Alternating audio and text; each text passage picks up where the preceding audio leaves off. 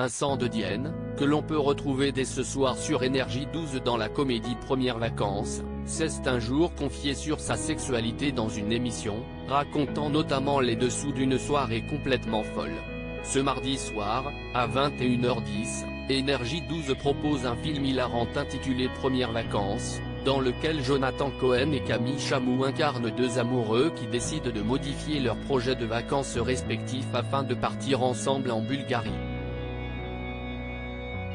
Une comédie dans laquelle il est également possible de retrouver l'acteur et humoriste Vincent de Dienne.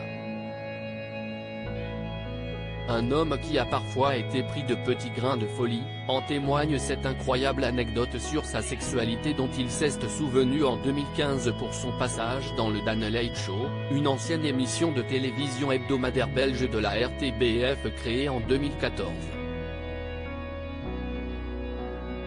En effet, celui qui avait fait son coming out dans son tout premier One Man Show, a raconté avoir participé à un plan à plusieurs après un concert de la chanteuse Anne Sylvestre. Une soirée totalement folle, à l'époque, j'étais jeune, j'avais une vie sexuelle affligeante et je m'étais inscrit pour aller à une partouze à Paris.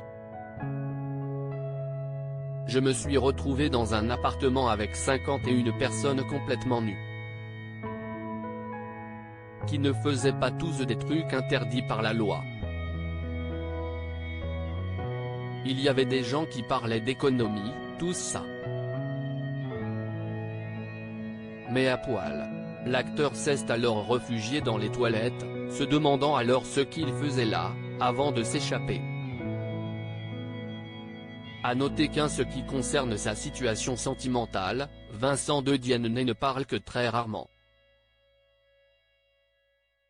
Et si on lui a souvent prêté une relation avec l'imitateur Michael Gregorio, il n'a jamais répondu à ces rumeurs.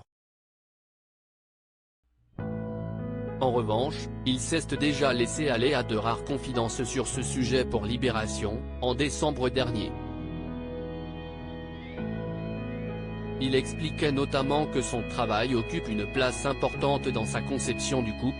Il m'est arrivé d'avoir des compagnons qui ne soient pas du métier, mais comme j'adore aller au théâtre, en parler, lire des pièces à deux plutôt que tout seul, le théâtre prend beaucoup de place dans ma vie.